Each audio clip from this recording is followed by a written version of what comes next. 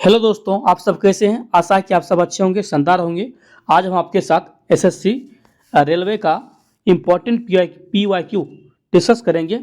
आप लोग से आशा करेंगे कि वीडियो पर अंत तक बने रहिएगा। चलिए, पहला प्रश्न है,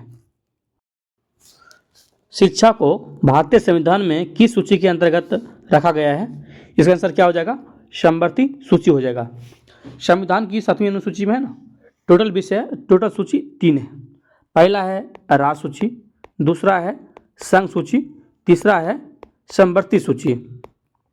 राज्य सूची में है ना, टोटल जो विषय है 61 विषय शामिल है, और संघ सूची में 97 विषय शामिल है टोटल, और समवर्ती सूची में 52 विषय शामिल है। जो शिक्षा है ना, पहले ये है ना राज्य सूची के भाग हुआ करता था, लेकिन है ना 42वां संविधान संशोधन 1976 के तहत इसको है ना शिक्षा को समवर्ती सूची में है ना शामिल कर दिया गया था। चलिए, अगला प्रश्न है, भारतीय संविधान के भाग 6 का कौन सा अध्याय राज्य विधानमंडलों से संबंधित है। इसका आंसर क्या हो जाएगा, अध्याय 3 हो जाएगा। ये जो भाग 6 है ना, भाग 6 राज्य सरकार के संगठन और कार्य प्रणाली से संबंधित प्रावधान इसी में दिया गया है, और इसी भाग का अध्याय 3 में है ना विशेष रूप से राज्य विधानमंडलों का चर्चा है, ये अध्याय 3 में। चलिए, अगला प्रश्न है, निम्नलिखित में से कौन सा भारतीय संविधान की 7वीं अनुसूची की समवर्ती सूची से संबंधित है। इसका आंसर क्या हो जाएगा, कारखाना हो जाएगा। कारखाना के अलावा है ना शिक्षा आपको है, वन और श्रम कल्याण जैसी महत्वपूर्ण विषय है ना समवर्ती सूची में शामिल है। जो कृषि आय पर कर है, ये राज्य सूची का विषय है। क्या है, राज्य सूची का विषय है। ये जो टोल टैक्स है ना, ये भी है ना राज्य सूची का विषय है। कृषि आय के अलावा अन्य जो आय पर कर है, ये है संघ सूची का विषय। चलिए, अगला प्रश्न है, केंद्रीय और सूचना और अन्वेषण ब्यूरो भारतीय संविधान की 7वीं अनुसूची की किस सूची के अंतर्गत आता है। इसका आंसर क्या हो जाएगा, संघ सूची के अंतर्गत क्या है आता है, और सूचना और क्या अन्वेषण ब्यूरो, यह है ना संघ सूची के अंतर्गत आता है। चलिए, अगला प्रश्न है, भारत में संघ के लिए एक मंत्री पद की शपथ डैश में निहित है। एक क्वेश्चन है ना आरआरबी एनटीपीसी में पूछा गया है। इसका आंसर क्या हो जाएगा, तीसरी अनुसूची में क्या है शामिल है। तीसरी अनुसूची में है ना पार्लियामेंट के मेंबर, असेंबली मेंबर और सुप्रीम कोर्ट, हाई कोर्ट के न्यायाधीश की शपथ शामिल इसी में है, तीसरी अनुसूची में। चलिए, अगला प्रश्न है, अथर्ववेद डैश खंडों का एक संग्रह है। एक क्वेश्चन है ना आरआरबी एनटीपीसी में पूछा गया है। इसका आंसर क्या हो जाएगा, 20 खंडों का एक संग्रह है। ये जो अथर्ववेद है ना, इसी को हम कहते हैं ब्रह्मवेद भी कहा जाता है। ये जो अथर्ववेद में है ना 730 सूक्त है, लगभग 6000 इसमें मंत्र शामिल है। अथर्ववेद को है ना वैदिक साहित्य का चौथा और अंतिम वेद इसी को कहते हैं। किसको, अथर्ववेद को।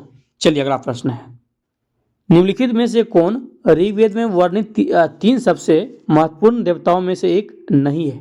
एक क्वेश्चन है ना कांस्टेबल एग्जीक्यूटिव एग्जाम पूछा गया है। इसका आंसर क्या हो जाएगा, प्रजापति। जो है ना ऋग्वेद में 3 सबसे महत्वपूर्ण देवता शामिल है, आपको हो जाएगा, पहला इंद्र है, दूसरा अग्नि है, तीसरा आपको सोम हो जाएगा। जो इंद्र है ना, युद्ध और वर्षा इसको देवता कहा जाता है, अग्नि को अग्नि देवता कहा जाता है, सोम को सोम रस का देवता कहा जाता है। चलिए, अगला प्रश्न है, निम्नलिखित में से किसने वैशेषिक दर्शन का मूल पाठ लिखा था। इसका क्वेश्चन है ना एसएससी सीजीएल 2020 में पूछा गया है। इसका आंसर क्या हो जाएगा, आपका हो जाएगा कनाद। जो शंकराचार्य है ना, ये वेदांत दर्शन और वह द्वैतवाद का सिद्धांत दिए थे, ये शंकराचार्य जी। जो पंजलि हैं, ये योग दर्शन को प्रतिपादित किए थे। जो जैमिनी है, ये है ना ये मीमांसा दर्शन को प्रतिपादित किए थे। चलिए, अगला प्रश्न है, वैदिक भजनों के मुख्य संग्रह डैश कहलाते हैं। एक क्वेश्चन है ना एसएससी जीडी 2020 में पूछा गया है। इसका आंसर क्या हो जाएगा, संहिता हो जाएगा। चलिए, अगला प्रश्न है, भारत के संविधान में किस देश के संविधान से कोई विशेषता नहीं ली गई है। एक क्वेश्चन है ना एसएससी सीएचएसएल 2022 में पूछा गया है। इसका आंसर क्या हो जाएगा, चीन हो जाएगा। चलिए, अगला प्रश्न, किस भारतीय नृत्य कलाकार ने 2018 में ओडिसी नृत्य के लिए संगीत नाटक अकादमी पुरस्कार जीता है। कौन जीता था, इसका आंसर क्या हो जाएगा, स्वरूपा सेन है। जो स्वरूपा सेन है ना, ये ओडिसी नृत्यांगना थी, प्रसिद्ध नृत्यांगना थी ओडिसी का।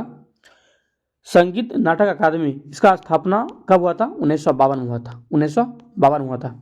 ये जो पुरस्कार है ना, ये भारत सरकार द्वारा दिया जाता है और ये जो पुरस्कार है भारतीय शास्त्रीय नृत्य, संगीत और नाटक के क्षेत्र में उत्कृष्ट योगदान के लिए है ना दिया जाता है, ये संगीत नाटक अकादमी पुरस्कार।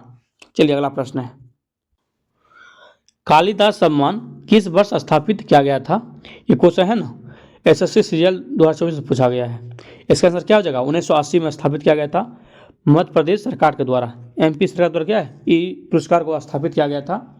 जो कालिदास सम्मान है ना, इसमें 2 लाख रुपया, एक प्रशस्ति पत्र और तीसरा स्मृति चिन्ह दिया जाता है। ये जो पुरस्कार शुरू किया गया था कालिदास के सम्मान में शुरू किया गया था, जो कि है ना संस्कृत के महान कवि थे और नाटककार थे कालिदास जी। चलिए अगला प्रश्न है, भरतनाट्यम और कुचिपुड़ी नृत्यांगना यामिनी कृष्णमूर्ति 2016 में निम्नलिखित में से किस पुरस्कार से सम्मानित किया गया था? इसका आंसर क्या हो जाएगा? पद्म विभूषण। पद्म विभूषण से क्या सम्मानित की गई थी। इसका स्थापना जो है पद्म विभूषण का 1954 में हुआ था, 1954 में हुआ था, है ना। ये भारत का दूसरा सर्वोच्च नागरिक पुरस्कार है पद्म विभूषण। ये राष्ट्रपति द्वारा क्या घोषणा की जाती है। ये जो पुरस्कार है कला, साहित्य और विज्ञान और समाज सार्वजनिक सेवा के जैसे क्षेत्रों में है ना ये दिया जाता है पुरस्कार। चलिए अगला प्रश्न है, विज्ञान के लोकप्रियकरण के लिए प्रदान की जाने वाला प्रसिद्ध पुरस्कार कलिंगा किसके द्वारा प्रदान किया जाता है? इसका आंसर क्या हो जाएगा? यूनेस्को द्वारा क्या है प्रदान किया जाता है कलिंगा पुरस्कार। जो आप देख रहे थे यूनेस्को का स्थापना कब हुआ था? 1951 हुआ था। ये है ना इसका स्थापना जो किया था भारतीय उद्योगपति है ना विजय आनंद पटनायक ने किया था इसका स्थापना यूनेस्को का। चलिए अगला प्रश्न है, वर्ष 2019 के लिए बाला सरस्वती पुरस्कार निम्नलिखित में से किसने जीता है? इसका आंसर क्या हो जाएगा? अलरमेल वॉली ने जीता है बाला सरस्वती पुरस्कार। इसका स्थापना कब हुआ था? 1973 में हुआ था, 1973 में। इस पुरस्कार में है ना 1 लाख रुपया, एक प्रशस्ति पत्र, एक स्वर्ण प्रदान किया जाता है। आज के लिए इतना ही। मेरा प्रयास आप लोगों को कैसा लगा? अगर हम लोग को मेरा प्रयास आपको थोड़ा भी अच्छा लगा है तो वीडियो को लाइक, शेयर, सब्सक्राइब जरूर कीजिएगा। Thank you. आज के लिए इतना ही।